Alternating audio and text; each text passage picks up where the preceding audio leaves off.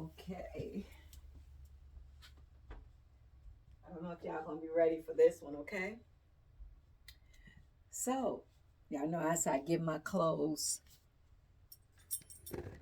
some names, okay? So, this one right here, y'all see how I created this? Look at this. Look, let me do it again. Y'all see that? It is connected to the dress. So, I'll be coming up with all these weird names. So I'm thinking, and I'm like, um, you know how octopus have all these different legs and stuff like that, or spider have different legs. So I watch a lot of Angel Brinks. So Angel Brinks give her clothes all these exotic names. So I was saying, but y'all see what I did, right? I connected the sleeve to the dress, okay? So the sleeve is connected to the dress. So, it's that leopard print, and it is so different and unique. So, I'm just going to name this dress. So, like a lot of times when people, if somebody will order something from me, they'll say, "Oh, the dress you had on TikTok, da da da." So I would give the dress little different names. So when they say it, the name would stand out. So like I would say like this, "Oh, you talking about the octopus dress?" So I would know exactly what they're talking about when they say, "Yeah, the octopus dress." This dress will come to mind.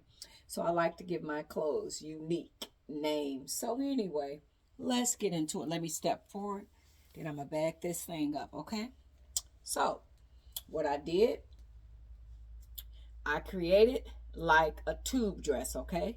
So, I created like a tube dress, and on each side where the arms would be, I connected the arms in to the dress, okay? Then I made the sleeve, okay, go down. And then on each side, I made these little latches, and then I connected it to the sleeves. So that's how I made this octopus dress, okay? And I probably ain't even say that were octopus. So I love to make unique, different stuff. So this is one of the dresses that I was so proud about. Like when I created it, I was like, yes. And I remember doing a fashion show, and I personally didn't. I didn't walk in the show. So you present all your pieces. So you look for your models. You find a petite model that can fit this, and you put them in your stuff, and you send them down, the runway. And I remember the model coming down, and she was like, "Ooh," and they was like, "Ooh, ooh," and she kind of like, "Ooh," she kind of they had a look spin on it. So when the show is over, the designers get to come out, and you get the clap and everything. So those was very exciting moments. So story time, y'all know my channel wouldn't be right without this story time. So I had met this lady. She used to be a friend of mine, and I used to do wigs. Okay, I used to do wigs, and she was a designer. At this time, I did not know how to make clothes at all. So we had started merging together because we wanted to do an event where I put on the wigs and she do the fashion because she was a designer. So she was like, "You know what, hey Marie, I want you to do me a favor. Let's work together." And she said, "How about I make your clothes for you, and in return you model them, you showcase them, and you shout me out. This was made by this designer, this was made by this designer, this." So everywhere I go, I would shout out this designer. And then she told me at no cost to me. And then, so it was a particular dress I wanted. And I was like, "Well, I don't mind about buying the fabric." You know what I'm saying? But she was just saying in return that anything she made, like I could buy the fabric and stuff like that. But she will want me in return to say, "Hey, I'm wearing this, I'm wearing this." I'm like, cool. So I was obsessed with these leather ruffle jackets. And when we get a little in the colder months, I start producing all my jackets I make. So I was obsessed with these leather ruffle jackets with the ruffles going down the jacket. So I used to have a bunch of jackets that I had from Wilson Leathers. And she was like, we can recycle that. I can cut up those and, take, I think I had the whole set. I had the red leather pants and a red leather jacket from Wilson. So she was like, I cut that up, turn ruffles into the pants and, whatever, add to the jacket. And I'm like, okay, cool. Great. So that's the arrangements that we had. So when we start putting these things together, as we had some little food there or whatever. So the place that we got in one of her friends' apartment building, it only seated 50 people. And I was kind of like, 50 people, 10 people is just my family members. That space is definitely not a big enough space for two entrepreneurs coming together to showcase. And I was like, my entourage is 10 people. I was like, let's get something bigger, at least 100 people, and, food. And it was like going to be after 5. So her and the other church girls started getting together. And I guess unannounced to me, they came up with that having food at an event is ghetto. That's some ghetto shit. So then, when we started talking about it, she said, I don't know if we on the same page and you want to have food and this, that. I said, well, if you talking about 5 o'clock, people sitting around, one thing that keep people kind of hanging around is if you do got some finger food or something, just people sitting there, you ain't going to be able to captivate their attention. You ain't got nothing there, no food or whatever. You ain't even got to participate in the food, meaning I would participate, bring the, food, I cater like, 50 wings or something. I don't know, 100 wings, grab some little different stuff. And I told her I would even put the cost on the food and the drinks and stuff like regular bottled waters, pops, whatever, that she didn't even have to, no, I'm good on that. Nah, I don't know about that. It's just starting to seem real ghetto. And mind you, like, she wasn't getting any sales. She had all this old dated shit. So I guess she come up with the fact that she didn't want to do it with me. So instead of her telling me, she texted me. It was like, yeah, I think that me and you on the wrong page. And you can do you, I'm going to do me. And then she sent me a bill.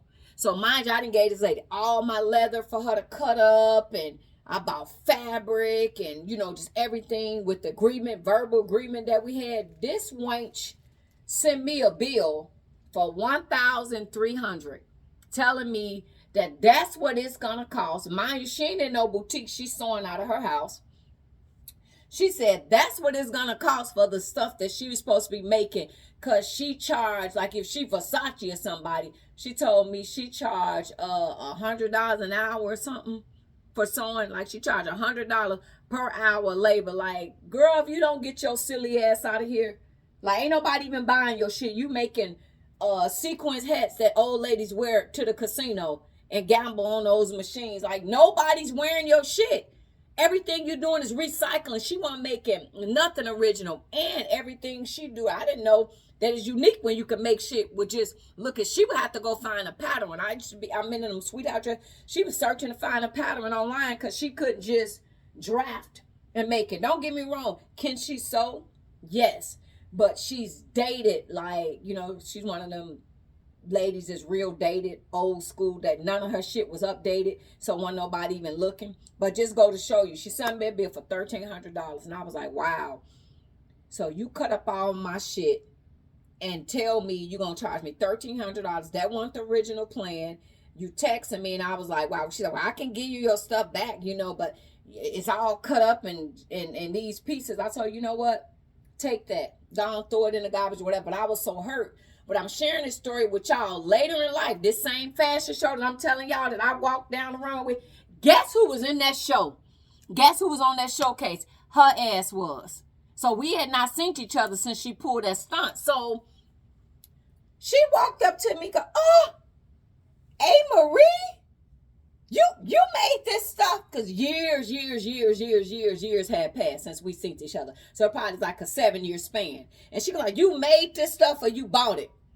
I turned around and I told her, no, honey, I made it. She said, the last time I checked, you was doing wigs. I say, and now I'm doing clothes. I say, see how God works? I say, yes. She said, I can't believe you made it. I said, well, I ain't here to impress you or prove to you what the hell I did and what I didn't do. If I told you I'm doing it, I'm doing it. You better go check out my YouTube channel because I'm doing this shit for real. I ain't went and bought nobody else shit and passing it off as mine. I said, this ain't the first fashion show I did with the sisterhood organization. This is the second one that I've done with them.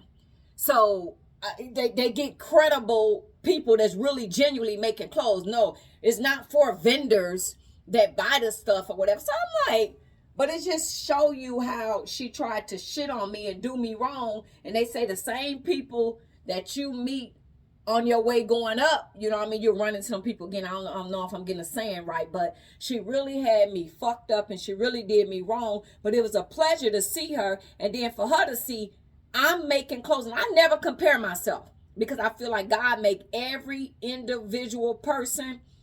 Everybody got their gift, so I never compare myself. But I was grateful to compare my shit to her shit. She still was doing that recycle shit where she'll take a pair of blue jeans, rip out this and put a pocket on it and this. And not saying she can't do it, but her mind don't think past that. So all her shit was she'll take a t-shirt and cut the sleeve off and put something. So she was still doing that old dated ass shit. And when my stuff came out there, everybody like, woo!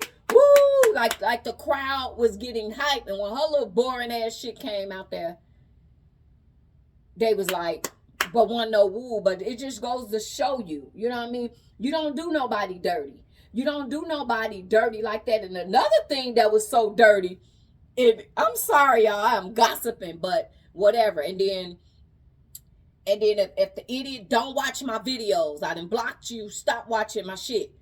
The dude that I was dating at the time, show you how dirty this world, and I'm not going to say it's her responsibility because he was supposed to be in a relationship with me, not her. So I get it, but she was supposed to be my friend. So unannounced to me, why the dude I was with was sleeping around with her niece.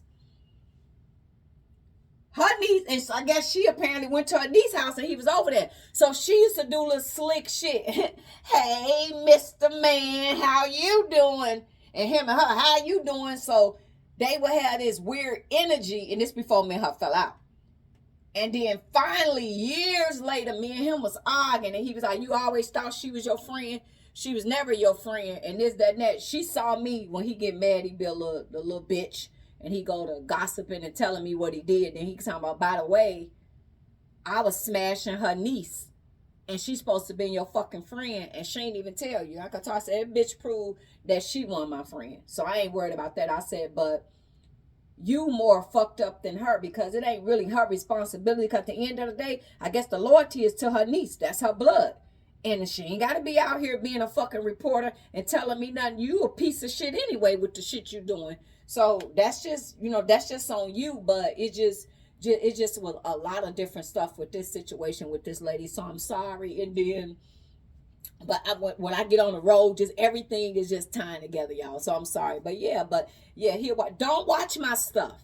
Don't watch my stuff. I'm not saying nobody's name. So you ain't got to validate shit over here. Don't watch my shit. You got your channel. Go over there, do your channel, live your life. But the shit that I'm saying real facts, real shit that happened. I ain't making up shit or adding shit. This shit happened in real life. But it is what it is. But just go to show you that, you never know in what direction your life a turn. And my life turned to 7 years later. I was a fashion designer and my stuff was being featured. I'm down runways. So just believe in yourself, and anything you want to do, you can do. So that was a part of story time. These stories get to going and I just can't stop, guys. So thank y'all for looking at my beautiful octopus dress. See y'all in a little bit.